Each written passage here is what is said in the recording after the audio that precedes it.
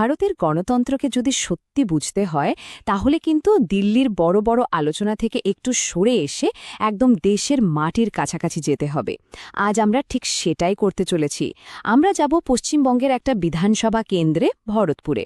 এখানকার মানুষের জীবন, তাদের সমস্যা আর রাজনীতির নানা সমীকরণ সবটা একদম ভেতর থেকে বিশ্লেষণ করে দেখব। বোঝার চেষ্টা করব যে একটা নির্বাচনের আসল নকশাটা ঠিক কিভাবে তৈরি হয়।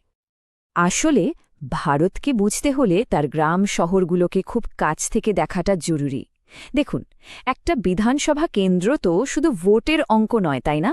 এটা আসলে গোটা দেশের আশা আকাঙ্ক্ষা, রাগ ক্ষোভ আর স্বপ্নের একটা ছোট্ট প্রতিচ্ছবি। তো ভারতপুরী হলো আমাদের জন্য সেই আয়নাটা, যার মধ্যে দিয়ে আমরা পুরো ছবিটা পরিষ্কার করে দেখার চেষ্টা করব। যে কোনো নির্বাচনের রায় বা ম্যান্ডেট, সেটাকে বুঝতে হলে সবার আগে ওই অঞ্চলের মাটিকে বুঝতে হয়। আর মাটি বলতে কিন্তু আমি শুধু জিওগ্রাফিক্যাল অবস্থান বোঝাচ্ছি না। মাটি মানে হলো ওখানকার মানুষ, তাদের প্রতিদিনের লড়াই, তাদের জীবন জীবিকা আর চারপাশের চাপ। তো চলুন ঠিক সেখান থেকেই আমাদের বিশ্লেষণটা শুরু করা যাক।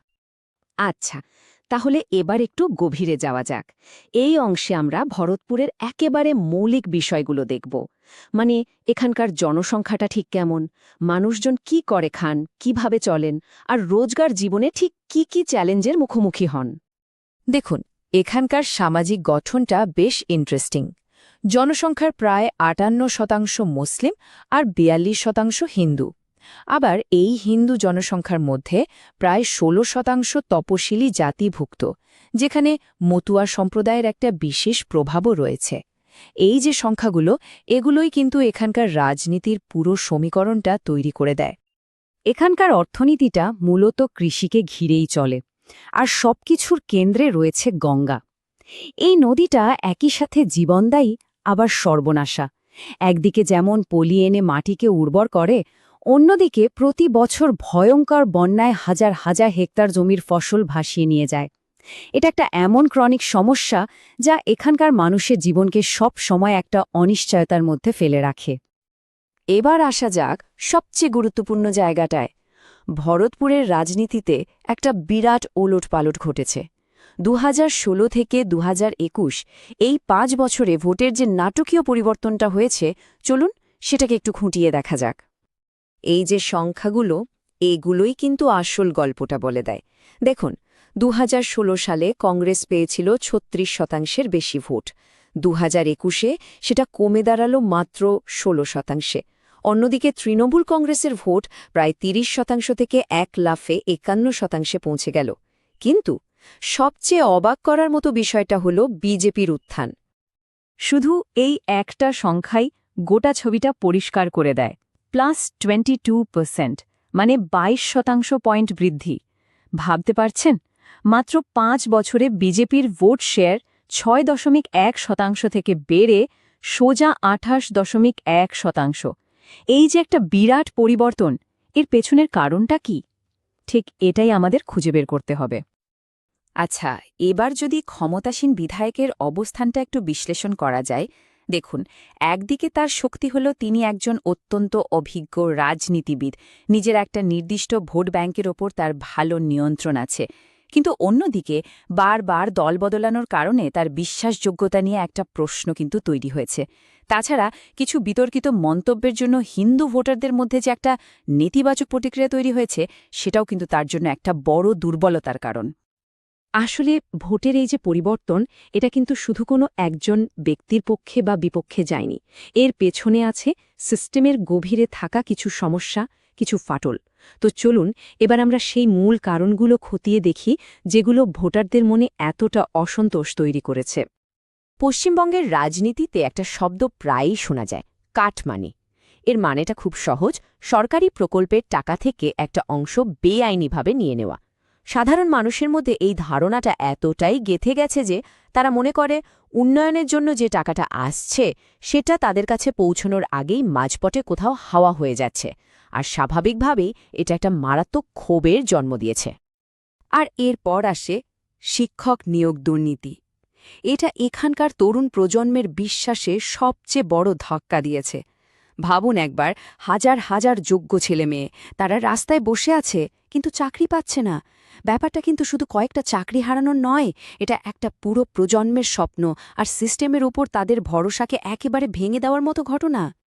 2021-এর নির্বাচনের পর যে হিংসার ঘটনাগুলো ঘটেছিল সেগুলো সমাজে একটা গভীর দাগ কেটে গেছে। অনেক পরিবারকে ঘর ছেড়ে পালাতে হয়েছে, অনেকে দিনের পর দিন ভয়ে ভয়ে কাটিয়েছে।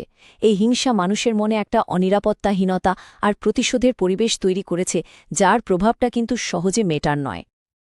এখানে একটা কথা ভাবা খুব দরকার। দেখুন, একটা গণতন্ত্রে প্রত্যেকটা মানুষের সম্মান আর কথা বলার দায়িত্ব দুটোই কিন্তু সমান গুরুত্বপূর্ণ। যখন রাজনৈতিক কথাবার্তা সমাজে বিভেদ তৈরি করে বা হিংসায় উস্কানি দেয়, তখন সেটা আসলে আমাদের সমাজের মূল ভিত্তিটাকেই নাড়িয়ে দেয়।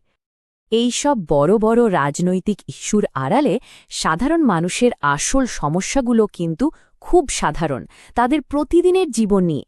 যেমন ধরুন, বন্যার ত্রাণের টাকা নিয়ে দুর্নীতি, রেশনে খারাপ চাল পাওয়া, মন্দিরের জমি নিয়ে গণ্ডগোল, আর বছরের পর বছর ধরে ভাঙাচোরা পড়ে থাকা NH-34 রাস্তা। এই ছোট ছোট মনে হওয়া সমস্যাগুলোই কিন্তু একসাথে জমে একটা বিরাট ক্ষোভের পাহাড় তৈরি করে। তো সমস্যাগুলো তো চিহ্নিত করা হলো, কিন্তু আসল কাজটা হলো সমাধান খোঁজা। এবার আমরা দেখব যে মানুষের এই ক্ষোভ বা অভিযোগগুলোকে ভিত্তি করে কিভাবে একটা বাস্তবসম্মত এবং কার্যকারী উন্নয়নের পরিকল্পনা বা ব্লুপ্রিন্ট তৈরি করা সম্ভব। মানুষের যে মূল সমস্যাগুলো আমরা দেখলাম, সেখান থেকেই কিন্তু একটা পরিষ্কার 3 ধাপের অ্যাকশন প্ল্যান বেরিয়ে আসে। স্টেপ 1, যোগাযোগ ব্যবস্থার আমূল সংস্কার। স্টেপ 2, বন্যা থেকে এলাকাকে স্থায়ীভাবে সুরক্ষিত করা। আর স্টেপ 3, স্থানীয়ভাবে কাজের সুযোগ বা কর্মসংস্থান তৈরি করা। এই 3টে কাজ যদি ঠিকমতো করা যায়, তাহলেই কিন্তু মানুষের জীবনের মান পাল্টাতে শুরু করবে। আর এটা কিন্তু শুধু মুখের কথা নয়, এর পেছনে একটা নক্কর হিসেব আছে। যেমন ধরুন, যদি 50 কোটি টাকা বিনিয়োগ করে 1 বছরের মধ্যে NH-34 রাস্তাটা সারানো যায়, তাহলে যাতায়াতের সময় প্রায় অর্ধেক কমে যাবে। আবার ধরুন, 30 কোটি টাকা খরচ করে 18 মাসের মধ্যে গঙ্গার বাঁধটা ঠিকঠাক করে দিলে প্রতি বছর 5,000 হেক্টর চাষের জমি বেঁচে যাবে। আর 25 কোটি টাকায় একটা ফুড প্রসেসিং পার্ক বানালে প্রায় 1000 খানেক সরাসরি কাজের সুযোগ তৈরি হবে। এই যে ডেটা ভিত্তিক প্রতিশ্রুতি, এটাই কিন্তু মানুষের মধ্যে বিশ্বাস তৈরি করে। আজকে দিনে ডেটা ব্যবহার করে প্রচার চালানোটা খুবই কার্যকরী, এটা ঠিক, কিন্তু এর সাথে একটা বিরাট দায়িত্বও চলে আসে। ভোটারের ব্যক্তিগত তথ্যের গোপনীয়তা রক্ষা করা এবং তার সম্মতি নেওয়া, এটা যে কোনো গণতান্ত্রিক প্রক্রিয়ার জন্য অত্যন্ত জরুরি। টেকনোলজি বা প্রযুক্তি ব্যবহার করার সময় এটা নিশ্চিত করতে হবে যেন তা কোনোভাবেই মানুষের অধিকারকে খর্ব না করে। এত সব বিশ্লেষণের পর সবশেষে আমরা একটা নির্দিষ্ট রাজনৈতিক কৌশলের দিকে নজর দেব। এর নাম দেওয়া হয়েছে চতুর্মুখ স্ট্র্যাটেজি। চলুন দেখি এই কৌশলটা কিভাবে ভোটারদের এই জমে থাকা অসন্তোষকে কাজে লাগিয়ে একটা ম্যান্ডেট বা জনাদেশ পাওয়ার রাস্তা তৈরি করতে পারে। এই চতুর্মুখ কৌশলের নামেই বোঝা যাচ্ছে 4টে দিক বা স্তম্ভ আছে। প্রথমটা হলো অ্যাগ্রেশন বা আগ্রাসন, মানে দুর্নীতি আর হিংসার ঘটনাগুলোকে খুব জোরালোভাবে মানুষের সামনে আনা। দ্বিতীয়টা হলো স্টেবিলিটি বা স্থিতিশীলতা, মানে কেন্দ্রীয় সরকারের যে জনকল্যাণমূলক প্রকল্পগুলো আছে সেগুলোর সুবিধা একদম মানুষের দোরগোড়ায় পৌঁছে দেওয়া। তৃতীয়টা ইনোভেশন বা উদ্ভাবন, অর্থাৎ প্রচারের জন্য আধুনিক প্রযুক্তির ব্যবহার। আর চতুর্থটা হল প্রোটেকশন বা সুরক্ষা, বিশেষ করে নারী নিরাপত্তা এবং আইন শৃঙ্খলা ফিরিয়ে আনার প্রতিশ্রুতি। আর এই কৌশলটা কিন্তু ঢালাওভাবে সবার জন্য একরকম নয়, এটা খুব নির্দিষ্ট কিছু ভোটার গোষ্ঠীকে টার্গেট করে। যেমন ধরুন, চাষবাসের সাথে যুক্ত ওবিসি সম্প্রদায়, চাকরির অভাবে হতাশ তরুণ প্রজন্ম, এমনকি যারা ভিন রাজ্যে বা বিদেশে কাজ করেন তাদেরও।